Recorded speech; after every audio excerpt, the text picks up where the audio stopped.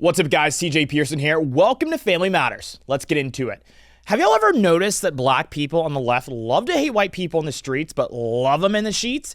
It's something that I've always noticed, but now something I just can't ignore. Take Don Lemon, for example, who in a recent video had this to say about white men. White men, something is broken. Something is cracked deep inside. While some of you at home might be thinking that Don Lemon was just giving us an inside scoop into what happens in his bedroom on any given night, no, he was actually lecturing white men for having the audacity to exist. I wonder what his white husband had to say about that.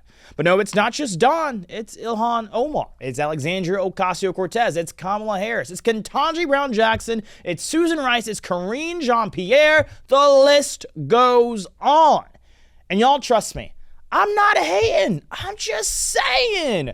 Love who you love. Martin Luther King Jr. had a dream, and these folks are surely living it. But I just can't ignore the irony. They love to hate the oppressor until the oppressor brings good wine and good credit. The only place these people are being oppressed by white America is in the bedroom.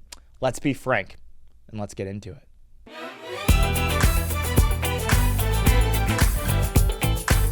Joining us here today, it's going to be a fun one. We've got Austin, first time on the show. Big topic here. Michaelah Montgomery, welcome back. Hey, how's it going? So what are y'all's thoughts? Have y'all noticed this trend too? It's like all of these people, they go on all these shows, they post all these tweets, they're going off about white people, but they're going home to one as well. You want to take that I first? mean, it all lets you know that this is all part of an agenda. Like, to get you to be more divisive, more hateful, more spiteful, more bitter towards somebody who doesn't look like you. Yeah. Because in what sense does it make to categorize all white people as being slave masters and these evil, incompassionate savages, and yet you sleep with one every night? And then some of you guys have bred with them. So what do you tell your children? Is half of them broken, cracked deep inside of them? Or what? Like, you feel me? And so it's like, what is it that you're doing? Why are you trying to make us hate somebody that you clearly love? What are you trying to hide from us? Because you know what? When they tell you, you better not come get you none of this, more than likely it's something you want some of. That's not. It might be that good credit CJ mentioned. I mean, it's definitely the good credit, but as y'all are talking and as you're saying what you're saying, I'm thinking of one person, Dr. Umar Johnson, because to me, one of the contradictions that we don't discuss is the snow bunny crisis. Oh. You see, if we investigate Kamala Harris's husband, her husband is lacking melanin just like she is, but her husband lacks melanin much more noticeably. You look at Karine Jean-Pierre, you look at the entire left establishment. It's a very interesting narrative that they try to paint. You paint this narrative of white supremacy. You invoke Dr. Martin Luther King and say, oh, he was a champion of civil rights, not realizing that Dr. King's first love happened to be a white woman. You understand? But in spite of that, and looking at it from that context, Dr. King's dream was about the ability to be judged by the content of your character. Yeah. Now, the content of the character of people that spew narratives about how evil and oppressive the white man is, I don't know about you, but I ain't laying down with nothing in the sheets that oppresses me and my brothers and sisters in the streets.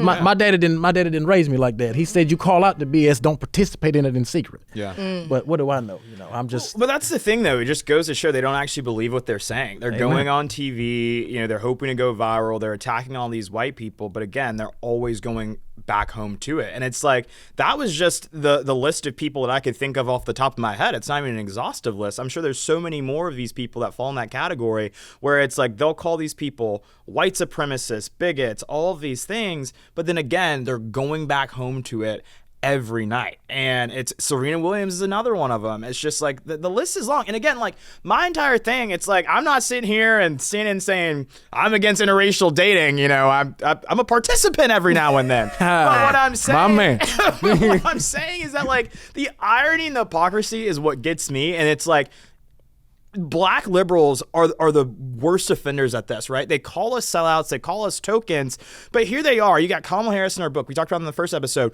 saying she felt sidelined by Joe Biden, like he wouldn't give her a win, like he gave her all the hard jobs or whatever, and then they call us tokens for being Republicans. It just doesn't make any sense to me. I think what is so interesting with this, to go back to something that you said, they call us tokens for those of us that participate in interracial dating. Now, anyone that has watched my content, CJ, knows that one of the biggest things I promote is the Black nuclear family. Yeah. But I also say I have no problem with who you want to date, as long as you're not coming around talking shit about the race that you have left from a dating perspective. Yeah. But what I see more, and Michaelah, I'm sure you may have observed this as well, is we see this sort of inflated hypocrisy the more progress that Black Americans make in leaving what you called the Democratic plantation in your first episode. Yeah. And I would imagine that you've seen some of those same experiences. I would imagine that that's also been the case.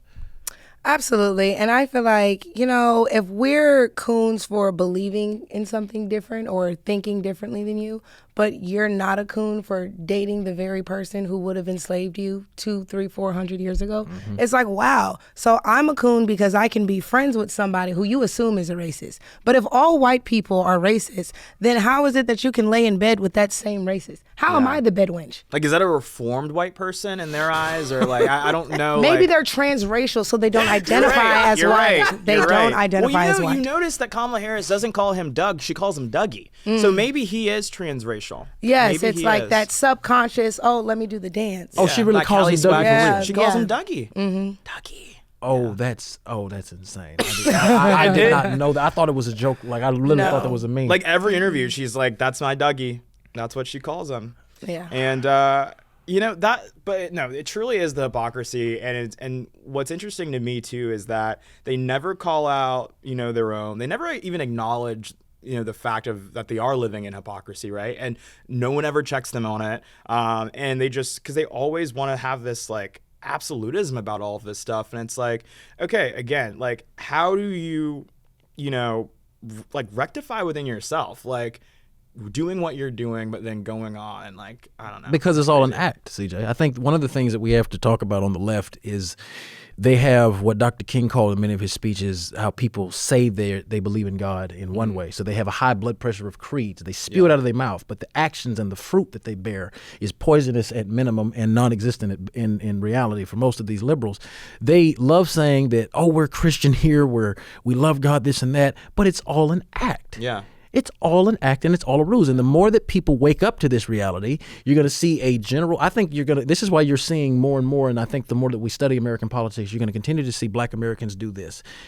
A slow, steady drift either to the center or to the right of center at minimum. Yeah. Because people are waking up with the recent events that have happened in American history. They're waking up to start examining what is happening for themselves. Critical thought is actually having the first resurgence that I've ever seen in the history of the country, especially how it affects people that look like us. Yeah. I think you hit on something really interesting there, because I oftentimes tell people that we don't need to turn Black people into conservatives. We need to remind them that they are conservative.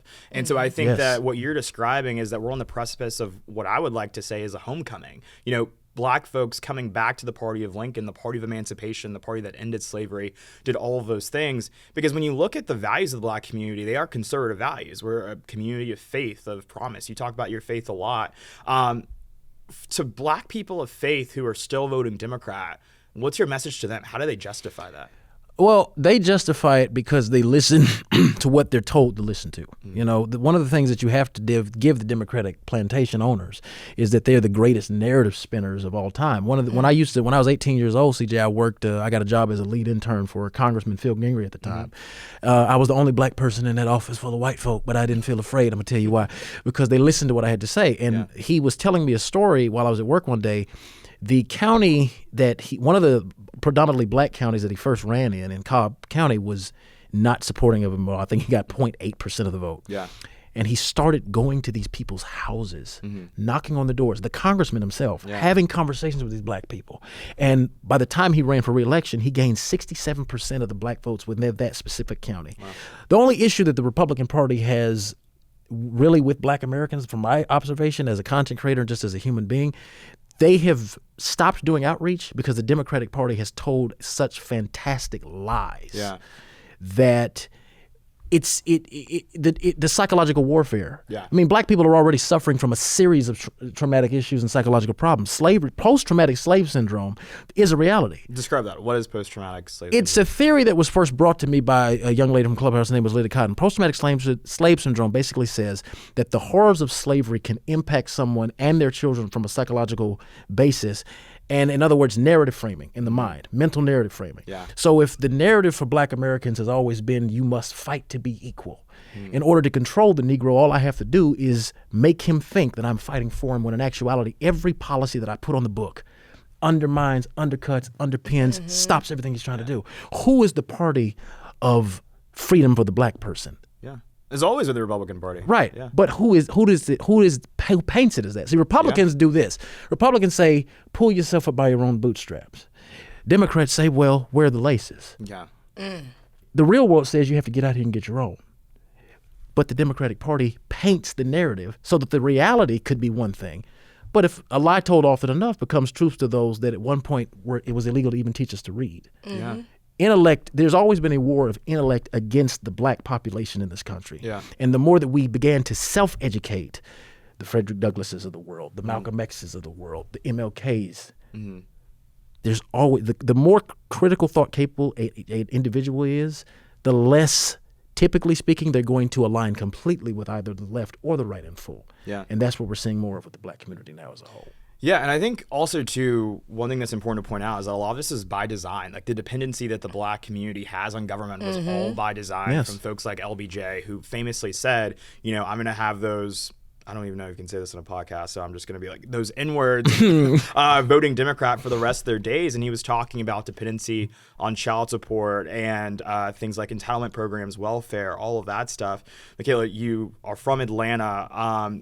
How do you see the Great Society working in a place like Atlanta? You see the Great Society working, unfortunately, to this day, because we have been indoctrinated and conditioned to think that this way of life is okay. Yeah. You have people now who benefit from these programs who will say things like, I can't go get that better job, or I can't get this promotion because they're going to take my food stamps, or they're going to take my Section 8. So now you have this crutch where people are afraid to do better, where they're deterring themselves from doing better because the comfortability that they experience today will no longer be there, or the risk of said comfortability leaving their life is not worth them actually bettering themselves in a way to where they won't need these programs. Additionally, when you go ahead and you create this nation of fiercely independent women, unfortunately, we talk a lot about the attack on the black man, but we don't talk enough about the attack on the black woman. Why is it that you made her believe that she had to do everything by herself? Yes, while we empowered the man to leave or whatever because he's like, oh, she'll be okay because the government is taking care of her. When did we make the woman okay with a government and all being thing that you don't even see, that's not God, taking care of you, when you had a man that was right here? Like, when did we make that okay? And so you have these women who, you know, the post-traumatic slave syndrome, whatever, who overbearingly baby their sons due to fear of them being taken away. You know, back in slave days, it was, we didn't want him to be sold, or we didn't want him to be beaten. Now in today's world, it's, I don't want him joining a gang, or I don't want him to get in trouble with the police. So they're just overbearing when it comes to their sons. So you have all these men who lack masculinity and the ability to protect. And then you have these women who are told, you have to hold the house down. That man is out there fighting. You have to do everything yourself so that he doesn't have to do much of anything, you know. But back then, when we were telling our women that, men were doing everything. So yes, when he comes home, he shouldn't have to do anything. But now that message has been lost in translation because now you have all these benefits. So now you don't see a man. You just see all these things are getting done. So it's like, oh, the man doesn't have to do anything. So now you have these women raising their sons, calling them king and the man of the house, all because he has a penis. So now he's out in the real world expecting women to call him king and treat him like the man of the house. The only thing he's king of is a quarter. Hello? And it's like, whoa. So it's like, if he's even the king of the corn. There's been such a strategic might be a attack baron. on, you know, black intellect and the nuclear black family. And it's like, when you have a strong family unit and you create legacy, like, a lot of the families that are big donors, you know, now that we are in this space, those are legacy people. Like, their families created dynasties and they're still benefiting from that. And they donate to conservative causes because they know what that can do and how it helps their family generationally. Black people, we forgot all about legacy. We love abortions now. We forgot all about the nuclear family. We can do it by ourselves now. We outside. It's a hot girl summer. Yeah. And it's like, y'all are okay with having these Democrats come into your neighborhood and telling you get an abortion, don't get married.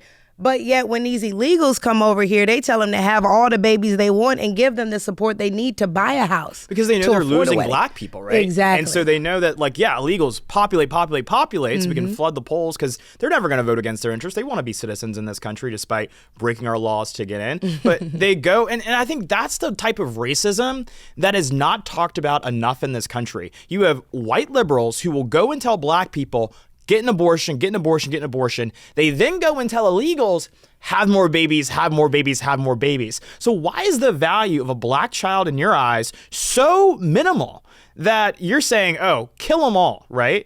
But then an illegal's child, because it's politically beneficial to you for them to repopulate like rabbits, it's okay. Like, that is disgusting. Well, they have the ability to do that, though. Yeah. And this is where I have to not recenter men in this instance intentionally, but if I've taken away the strongest centerpiece and the linchpin of the foundation of a family, which is a man, if I remove or make him weak enough to even question his own manhood, now his children are in my own hands. So now I can tell the black woman, oh, just coddle your son.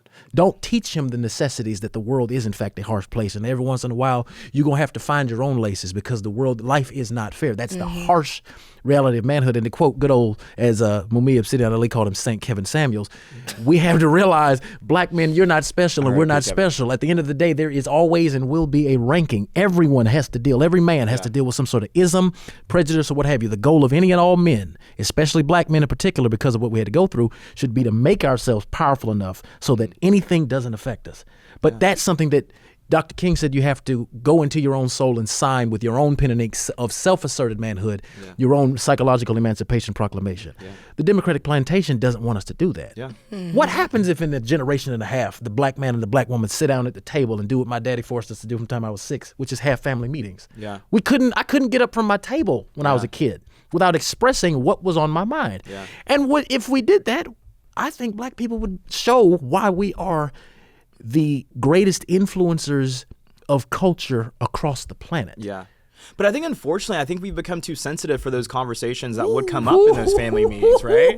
Because, and that goes back to allowing moms to baby everybody, starting with sons. Because babying your girls, okay, but girls are already emotional. Now you have a whole bunch of emotional men. Now we just an emotional mess together. Because think about, like, every time we talk about real problems that are happening in the black community, what are people calling us in our comment section? Coons, Uncle Toms, House Negroes, all these things. And it's Sambo. like, Rat. Right. Because we're having real conversations about real shit, and they don't want us to have those conversations because the moment we acknowledge the actual ill that's happening in our community, we can then go and solve it. But white liberals don't want us to solve it, right? Because the moment we become reliant upon ourselves instead of Uncle Sam, then we can actually break away from them and vote for our interests, which are not aligned with the modern Democrat Party. The Democrat Party today is for illegal aliens in this country. It is not for black people. It's not for the brown people that are here legally.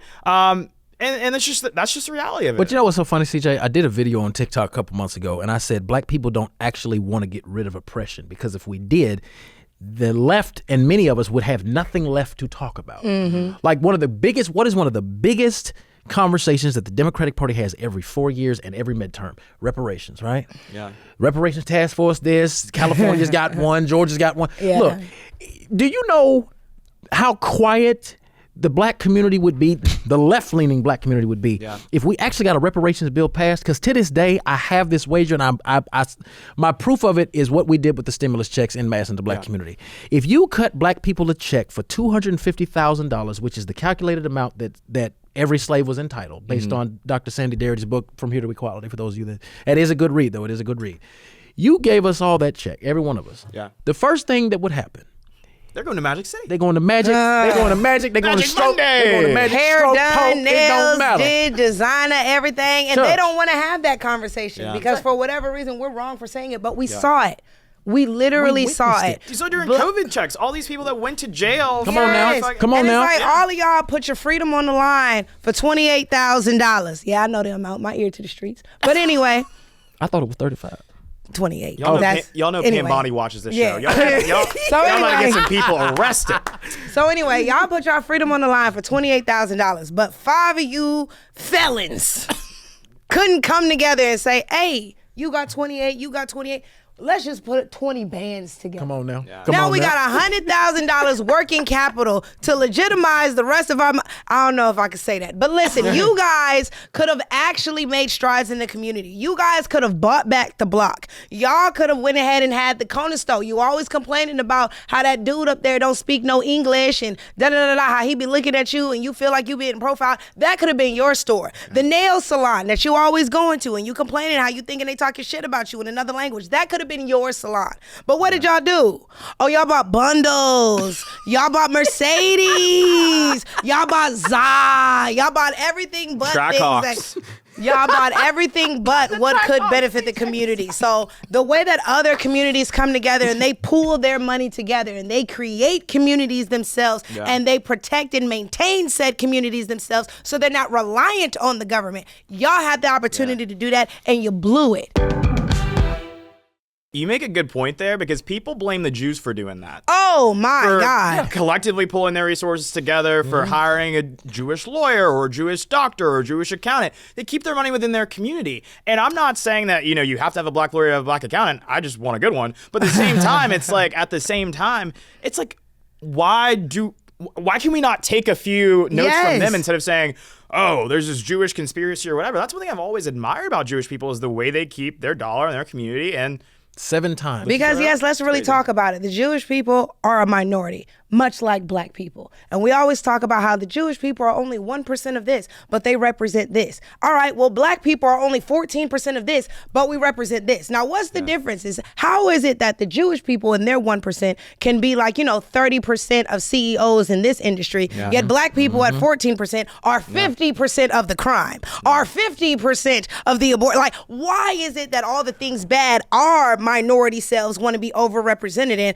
but we're mad at another ethnic group for being overrepresented in the things we should be focusing on? Because we can be that CEO. We all know black CEOs. You can be that millionaire, billionaire. We all know black millionaires and billionaires. Like, there's no defining checklists that you have to go off of to achieve any level of success. But to blame people who literally come from things like they faced persecution just like we did. They faced exile just like we did. People hated on and killed them just for being Jewish, the same way people hated on and killed us just for being black. And yet for whatever reason, we choose to hate on another group instead of being inspired and taking notes. And that's why y'all is left behind and y'all watching the 3 of us do the things you wish you were doing. Because we don't hate on nobody. Yeah. I've chosen to stick We don't hate. Yeah. We motivate. Yeah. I've chosen to stick with love. Hate is too great a burden to bear. And also, I want to go ahead and say this to bring it back home. As you were talking about why is a black baby's life more or less valuable than, an illegal's baby's life, and bring it back to the part where why don't you want these black kids to grow up and know these things? Again, it's an attack on the black family because of legacy, but also, much to your point, they don't want that homecoming to actually happen. If we really got an HBCU tailgate of consciousness happening in the black community where everybody came home and woke up like, dang, you right, pushing this LGBTQIA stuff ain't right. Dang, protecting our borders is something that we should be worried about. Dang, national security do apply to me. Wow, the police are actually my friend.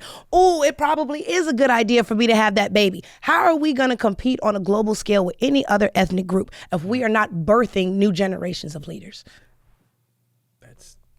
There you go. I'm about to say, that's it in a nutshell. I don't know how much, you can't really follow that up because. I just wanted to wrap that up. Ooh, and another thing you have brought up. Just add another thing. You were talking about, self-resilience and how when we weren't dependent on the government. Because shout outs to our boy, or our big cousin, Byron Donalds, because everybody gets on him for saying that black people were better under Jim Crow.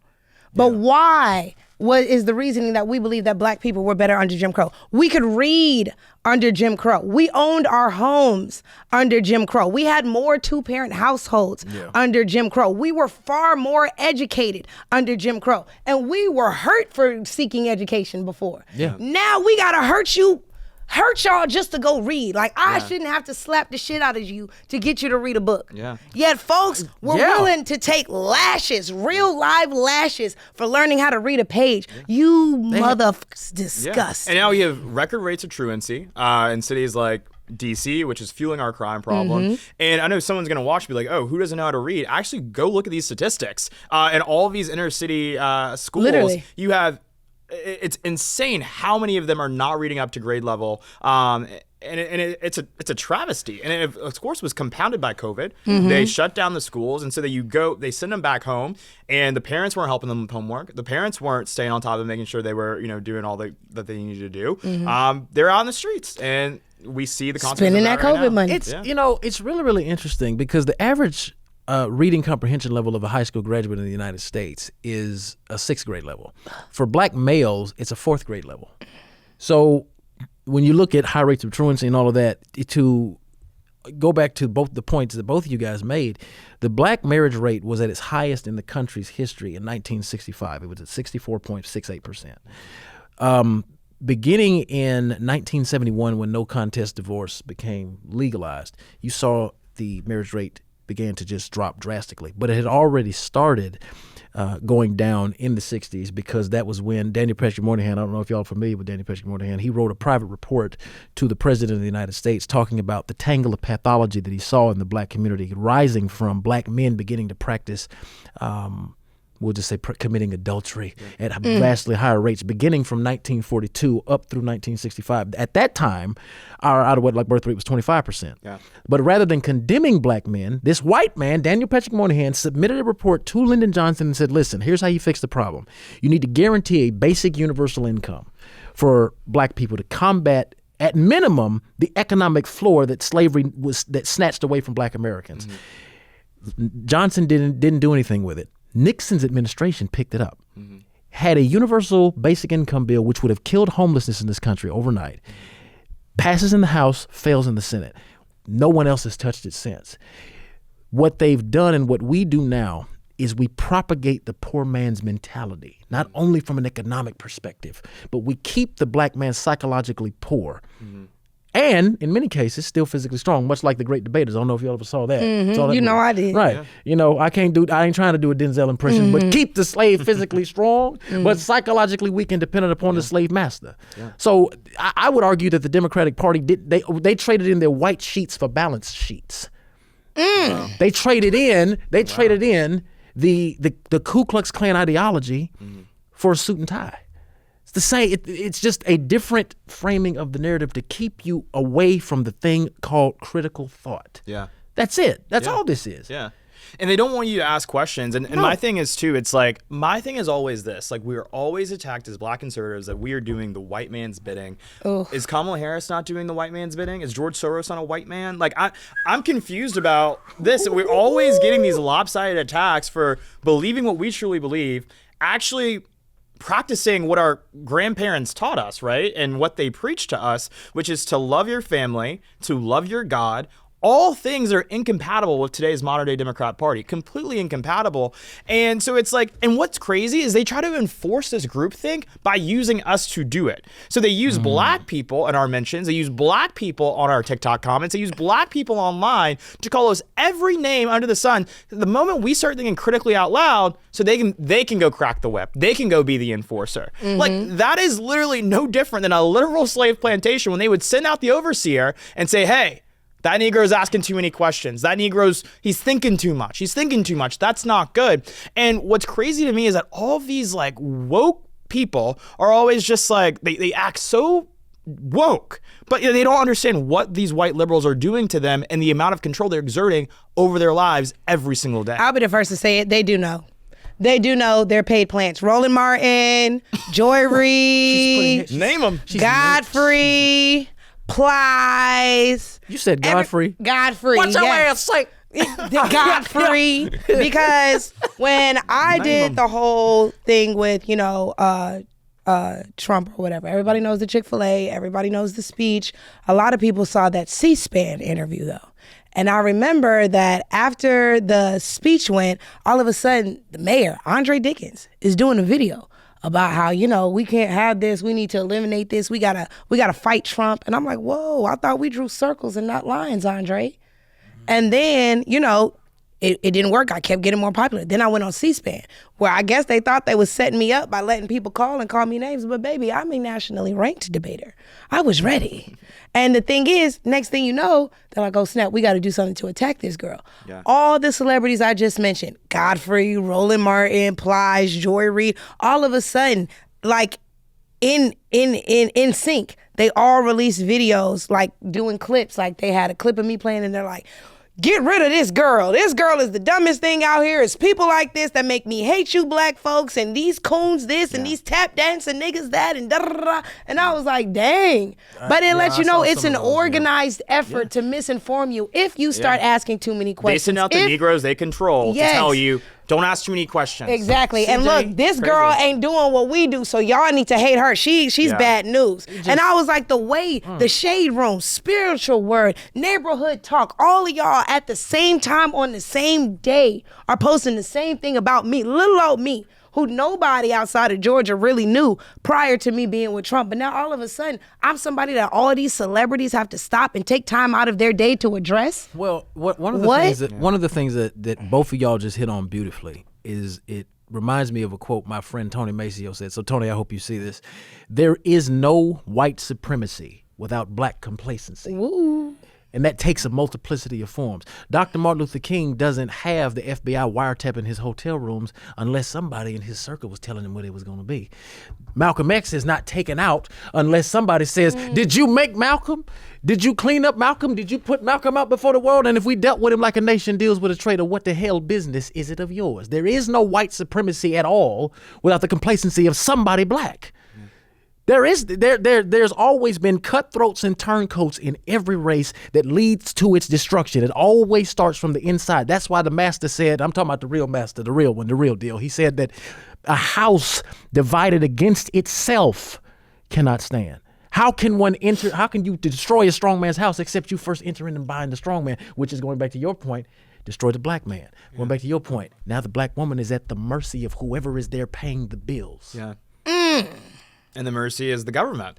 And so if the government's trying to trans your child, if the government is trying to, pump all this woke bullshit into their classrooms when they can't even read or write the ABCs, now they're learning about the LGBTs, it just doesn't make any sense. It doesn't. Like they're learning about gender fluidity, but they can't tell you what the fuck a liquid is. Like they literally know pronouns. They're wrong kind of fluids. Talking about gender fluid, they don't know what a fluid but is. don't actually know pronouns. Yeah. Y'all not doing the Shirley Temple method. What is that? The Shirley method. Y'all remember that? Preposition, 1, 2, 3. They not doing that. Yeah. But they know he, she, they, them, XI, XO, assigned female at birth. What the hell? What about above, about above? After, before, again? Like, where's that at? Yeah. That's what I want to know. And we're wondering why literacy is so damn bad. You got them calling a single person they. There it is. They and them. There it is. And now you wonder why they can't read. Can't they don't read. know grammar. It's crazy. This is all by design. Yeah, it's all by design. And yet we're the bad people. Like, just imagine how much shit we're going to get for having this conversation. Yeah. I mean... But it's the ones that people are actually having like in their living rooms, around their kitchen tables. They don't say it online. They don't say it out loud because they're scared again of those controlled Negroes that all these white liberals pull the strings of coming after them and calling them everything under the sun. It's like, I'm at the point where like, I don't care. Number one, what we also see is that when those white liberals are done using you, they will dispose of you. Absolutely. The thing that Joy Ann Reid and Roland Martin both have in common, they are unemployed. Okay, they are collecting an unemployment check and then maybe probably, hitting up the local Harris Tea or asking somebody about their EBT. That is what is happening. And so frankly, the fact that really drives me crazy is that they don't realize that when they are used, they are discarded. Yeah. There's no more use for them. And now you've got Roland Martin making videos in his basement where 5 people are watching and he just talks the most shit of anyone I've ever met in my life. I'm like, for all the time he spends running his mouth, if he just went on a run, just a run. And I think, it's insane. He can't run. He can't. That's why his name is Roland Martin. Yeah. He can't run. I'm gonna say he can't run. Roland is an interesting one, and you. The funniest story, when I had just first met Michaelah when this happened. We were at was it InvestFest or something? We were at Revolt. We were at Revolt. Roland Martin's walking around in some African garb, and I mean, like, someone that big should not be wearing bright colors like that. He wanted to be seen.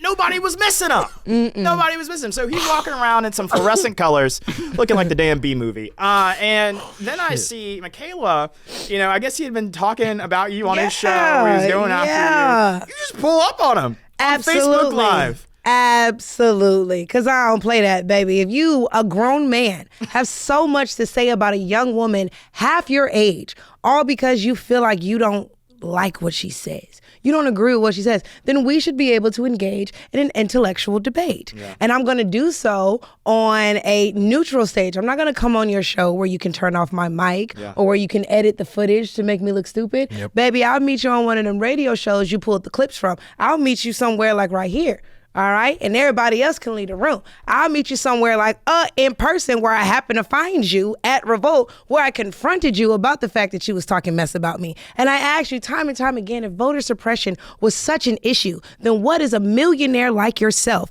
along with your millionaire buddies, doing to combat the effort other than hopping online and talking shit about people like me? Because apparently I support the people who make it hard for your followers to vote. But if that was the case, baby, I know how much it costs to charter a bus. And you and your millionaire friends definitely got it. If I can charter buses for people in urban Atlanta, then you can definitely charter buses for people who, oh my God, their polling place closed. Additionally, how dare you act like polling places are closing because we don't want black people to vote. Polling places were closing because nobody was voting at that precinct. Yeah. So if you have only 5 votes being casted at this precinct, but 347 over here, and the precincts are about 2 to 5 miles apart, then yes, we're going to close this precinct and those 5 people are going to have to go vote over here, because that precinct that only had 5 people there still has 4 people there working 12 hours a day, which your county is paying for via their tax dollars.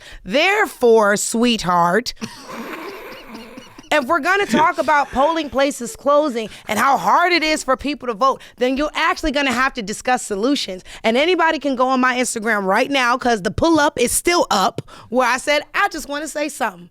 I'm going to go say something. And then we engaged in a conversation. Not one time could he tell me anything that he's done to help combat the things that he complains about. And that should be a message to all of you who listen to him. Are you going to be somebody who sits and complains, or are you going to get out in the street and do something about it? Because I pull up. Okay, if I feel like, hey, y'all don't really know what all the candidates have to offer, I'm pulling up to your city and I'm going to go ahead and I'm going to speak on the issues to you. If I feel like, hey, there's a lot of messaging around this issue and people aren't getting it, I'm going to prop my phone up and I'm going to give y'all some content. And y'all know I don't do that a lot. But it's like, and therefore, if I see somebody talking a whole lot of mess about me and it's politically charged, then baby, we can debate anywhere and wherever. Just make sure that, we have fair things going on both sides, but everybody mic better be on and everybody timer better work. Yeah.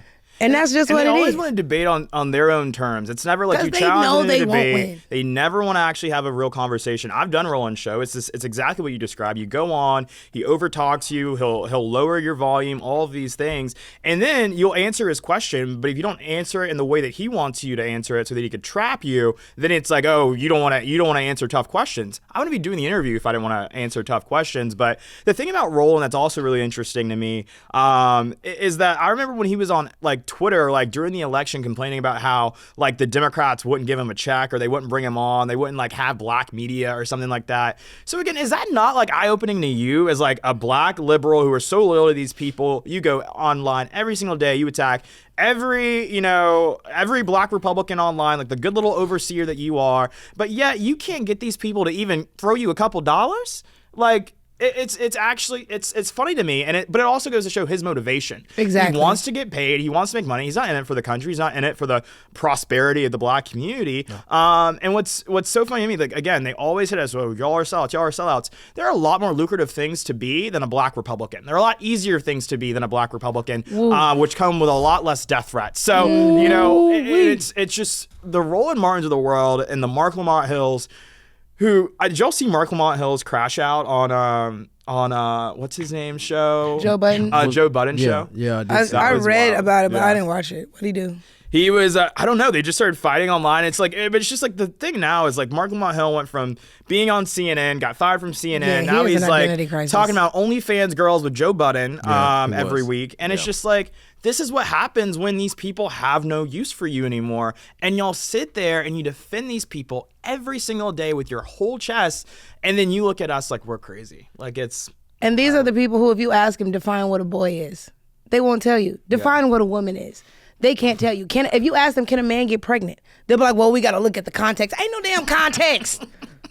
Or you get people like Amanda Seales that claim they're radical, but they're really just an extreme. That's radical left. Yeah. That's radical left. Like you said, those people are unemployed because it's like they're the real ones doing all the shucking and jiving, pushing all this nonsense. And now it's like you've turned off anybody with a brain. Yeah. And now all those who don't have a brain are the only ones who watching you, but those people ain't helping you get no money. Right. So now you out here begging the folks that you've been shucking and jiving for some money, but they like, you've been doing it for free all this time. Right. You got all this following. Yeah. You're not going to you care too much about the attention. You care too much about the clout to let your show go. So we don't have to give you no money. You're going to keep doing our bidding for us, you good little slave. Yeah. And that's exactly what the hell he is. And yes, I said it. Now, when that goes viral, I want y'all to know, I will stand behind her on that smoke. And y'all let him know, all the radio stations out there, hey, Charlamagne, you love being political. Pick it up. I am ready, but I'm not going nowhere where somebody think they're going to overtalk me, turn my mic off. We use timers in real debates, okay? I'm a Lincoln Douglas debater, 6373463. You better learn it, all right? Because that's the times that we're using, and that's all I got for you. You can't do that for me, baby. Then all we're doing is arguing. It wasn't an argument. Because the two people watching from a distance, we look like two fools yelling at each other. Yeah. But again, they're not going to take you up on that. They're not going to take any of us up on that because they can't have these real conversations. Absolutely. You know, open invite though to Roland Martin if ever wants to come on. I'd love to have him here. I think it would be an interesting conversation. He said right here, right next to me. Right. We can give him. I'll be like, hey, Roly Poly. Oh shit. How you doing? Y'all know this man's blood pressure is going to be high when he sees this. Oh my God. Well, what did we say earlier? Go run. I can't wait for the response video he's going to do to this, boy. Rolling with Rolly. He's going to talk for 30 minutes about us and then, not take any of our requests to come talk to us. Of course. Yeah, exactly that. Of course he won't. So I guess the elephant in the room, this story broke yesterday on Politico, and it was about a group chat of these random people that no one actually knows. Like, my thing about this story is that it's kind of funny is that like the national media is trying to frame it as like, all these Republicans are all these racist or whatever. Like, these are like leaders in the Republican Party. I'm like, I don't know any of these people. I've never heard. I know one person that was mentioned in that story or whatever.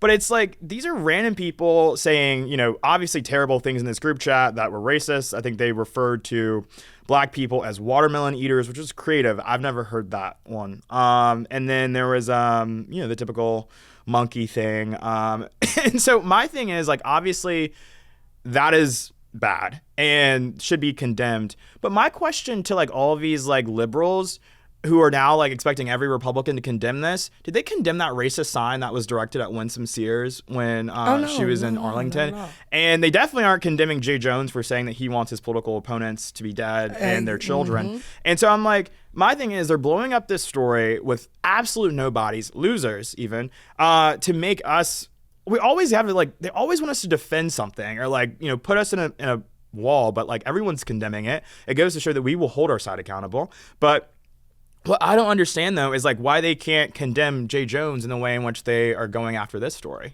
They would never want to admit that they are the actual agitators of the things that they say is all our fault. So if we're the party of racism, that's why the story is all framed like Republican leaders.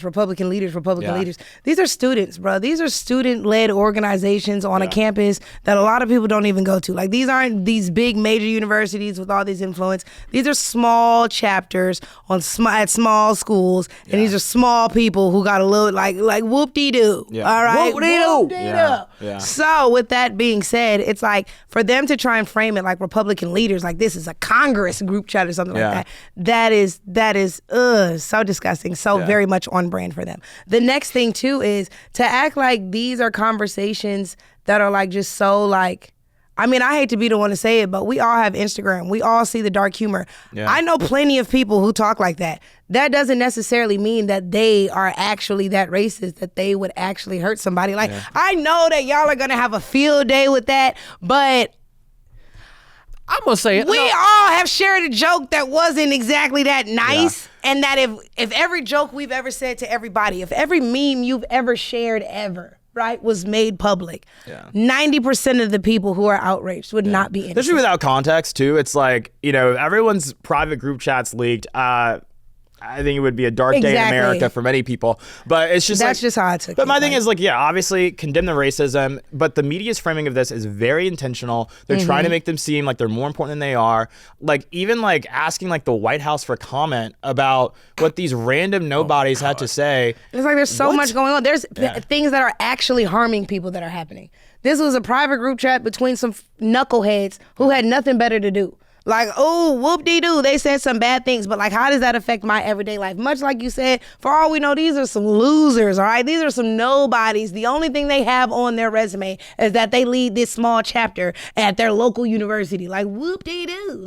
So with that being said, why would we even allow an exchange of words between, it didn't happen, it wasn't directed towards us, it's an exchange of words in a private conversation between a designated group of people that got leaked. And the shit they said was awful. Ugh, y'all talk like that? But at the end of the day, a lot of people joke like that. And I'm sorry, but I'm a 90s baby. I remember a time where you could watch commercials and they would call a black person a watermelon man. And it would be done. But it's true. They might do a thing where a guy is selling watermelons type thing, but then a car drives by so you don't see the watermelons. So then the little white kid tells her dad, hey, look, the watermelon man. And the dad's like, oh, no, don't say that. Yeah. But then he sees the watermelons. But you get the racism, you feel me? But we used to be able to laugh and stuff like that. There was no way 15 years ago this would have been a story. But you know what's funny though? To that point, I don't know if y'all have ever. This is my dad's favorite show. It's the only show that I've ever seen him laugh at. Sanford and Son. Yeah. I was just watching a clip from that this morning as I was on the plane, and it was about I think Fred Sanford had got a ticket or something like that, and he said the officer was white, and he turns to me and said, "Hey man, why don't you arrest no black drivers?"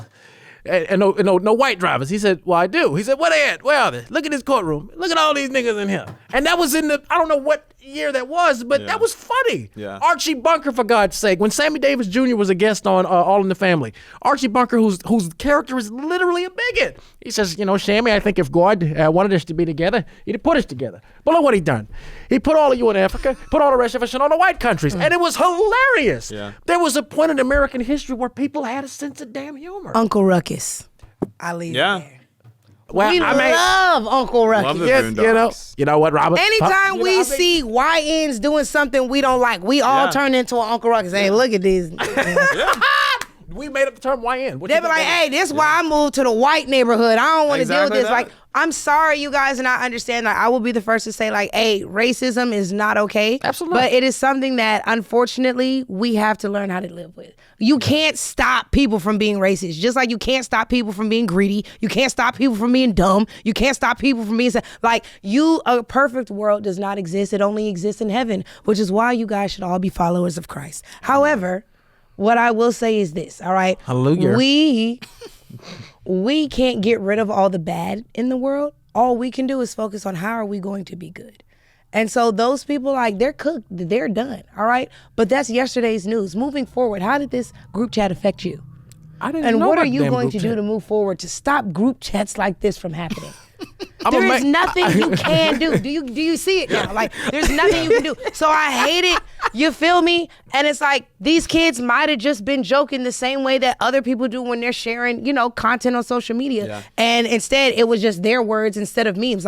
Hey, I don't know. But what I can say is racism is only as powerful as you make it. Yeah. So those words are only as powerful as you make them. Yeah. Well, Morgan Freeman said, in that iconic clip, and we can wrap it up here, is that racism will begin to stop being a problem as soon as we stop talking about it so much. There it is. But when we make it the biggest, focal point of every discussion, every conversation, and we allow again, a gaggle of losers in this case to like allow their words to hurt us, and we expect the White House to condemn it, the president to condemn it, all of these things. I think he has bigger issues on his plate right now. We have a government shutdown, all of these things. What some random person says in a Telegram group chat, I don't know, just doesn't really rise to me to the level of a presidential response. But it's insane. But of course, they latch on to this story. They want to paint Republicans as these racists. But notice, like, I don't think my life got marginally any worse because of someone calling me a watermelon. I didn't even know what was going on. Or eater or whatever it was. I had the older, the OGs calling me like,